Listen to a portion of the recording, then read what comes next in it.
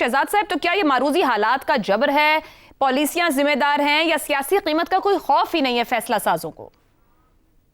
نہیں، بہت اچھا سوال، خاص طور پہ یہ جو آخری آپ نے، لیکن اس سے پہلے دو چیزیں ہیں میرے خیال میں ہمارے ویورز کو ضرور پتہ رکھنی چاہیے کہ جو پیمانہ طے کیا گیا ہے وہ یہ ہے کہ جو آدمی 8,480 روپے سے 1 روپیہ زیادہ کماتا ہے مہینے کے اندر، یعنی 8,481، چلیں 8,500 کہہ لیتے ہیں، اگر آپ 8,500 روپیہ کماتے ہیں مہینے کا تو آپ غریب نہیں ہیں۔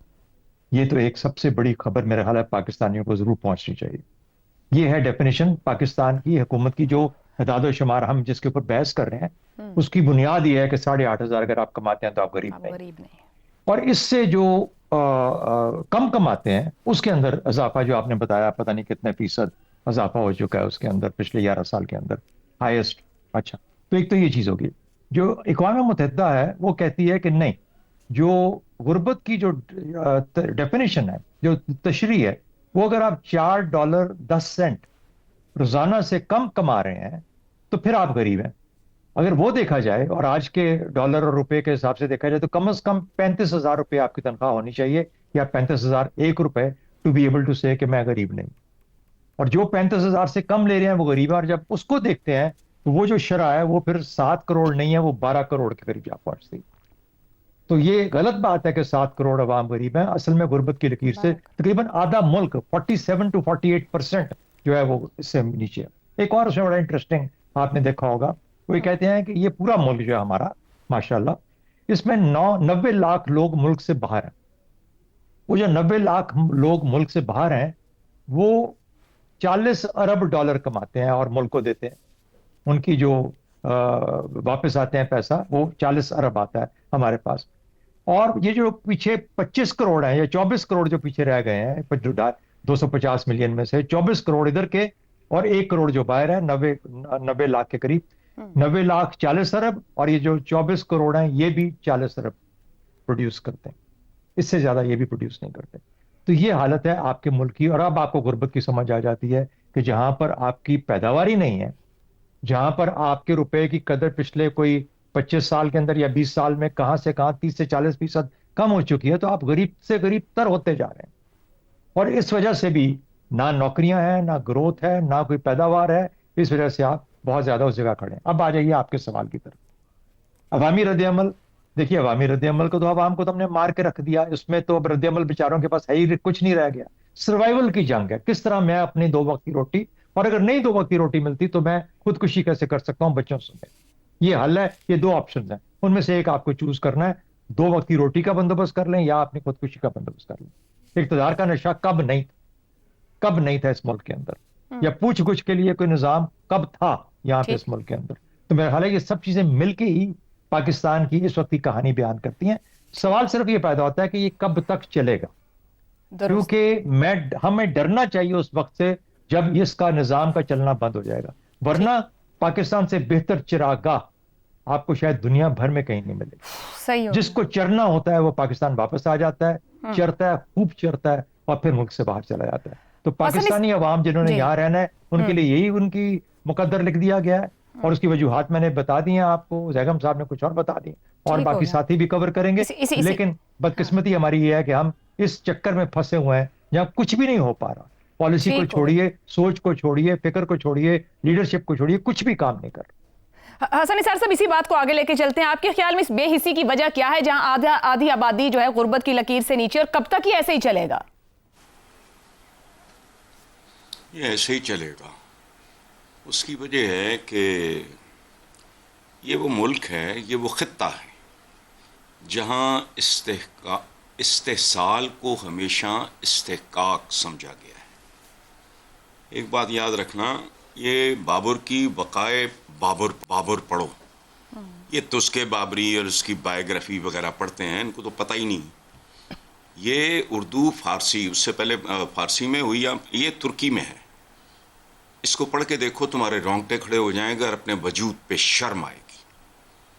جو بابر نے لکھا ہے اس خطے کے بارے میں، پرانی بات نہیں، 1526 میں آیا تھا وہ۔ اچھا، اب اس ملک کی اس خطے کی جو تاریخ ہے، یہ صدیوں نہیں ہزاریوں سے بدترین قسم کے غلام ہیں، جس کا دل کرے چیلنج کر لے. اور یہ رہیں گے ایرین سے لے کے انگریزوں تک. پھدکتے رہنا اور بات ہے عرب آ گئے، فلانا آ گیا، غزنوی آ گیا، غوری آ گئے، they were invaders. سمپل. یہ بے وقوف بناتے ہیں.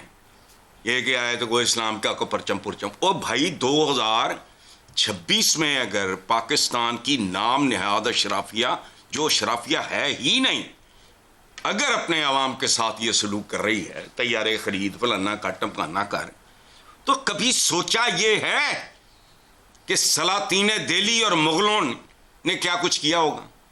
Have you ever thought about it? Babar نے کس کو ڈیفیٹ کیا تھا؟ ابراہیم لودھی کو مارا تھا، جو تہجد گزار آدمی تھا. سو غلام تھے، ہیں اور رہیں گے. میرا جو ایک فیوریٹ ہے نا کہ ڈی این اے ایرین سے اٹھاؤ، بات سمجھ آ جائے گی. لے کے بیٹھ جاتے ہیں ادھر ادھر، یہ ہو گیا بلند ترین چھتا فلانا ٹمکانا. کئی سال ہو گئے، کان پک گئے سنتے سنتے.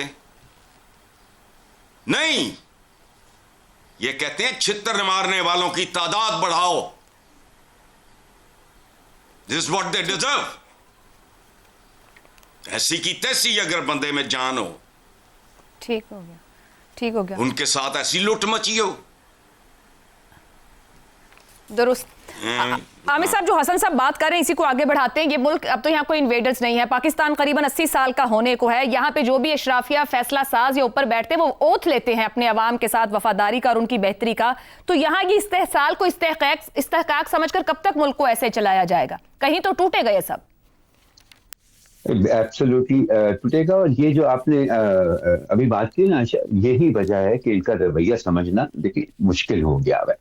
اگر آپ ان کی فیصلہ سازی اور ان کی سوچ کی بات کریں تو مجھے اس سے کہیں زیادہ افسوس اس جواز کے اوپر ہوتا ہے جو اپنے فیصلوں کا یہ پیش کرتے ہیں، because that is like adding insult to injury. اور مجھے لگتا ہے ایسا کہ جیسے معمولی سے معمولی بیماری کا بھی اگر بہت عرصے تک آپ علاج نہیں کرتے ہیں تو ایک وقت آتا ہے جب وہ لاعلاج ہو جاتی ہے. بالکل اسی طرح سے مجھے لگتا ہے کہ ان لوگوں کی سوچ اور ان کی فیصلہ سازی جو ہے نا، وہ ہمارے ترجیحوں اور تبصروں سے بہت دور اب کسی اور ہی پلانٹ کی مخلوق بن گئی ہے.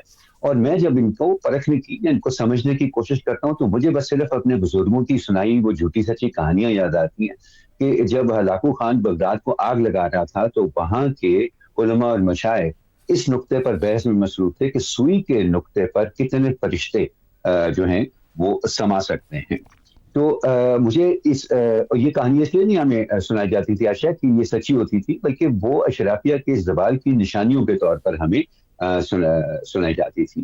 اور مجھے اسی طرح کے زوال کی نشانیاں یہاں پر بھی نظر آ رہی ہیں. افسوس اس بات کا عائشہ کہ یہ میرے لیے یہ دیکھنا مشکل ہے کہ اس زوال سے پیدا ہونے والی جو سیاسی خلا ہے اس سے جو تبدیلی آئے گی کیا نیسیسریلی وہ عوام کی بہتری کے لیے آئے گی، یہ تو میں نہیں کہہ سکتا. لیکن ایک بات جو میں یقین سے کہہ سکتا ہوں نا کہ یہ جو سوچ اور اس طرح کی جو فیصلہ سازی ہے جو ہمیں پاکستان میں دیکھنے کو مل رہی ہے، اس سے جو سیاسی خلا پیدا ہوگی، جو بھی قوت اس کو پر کرے گی، اس میں ان لوگوں کی کیا ان کی آنے والی نسلوں کی بھی کوئی جگہ نہیں ہوگی.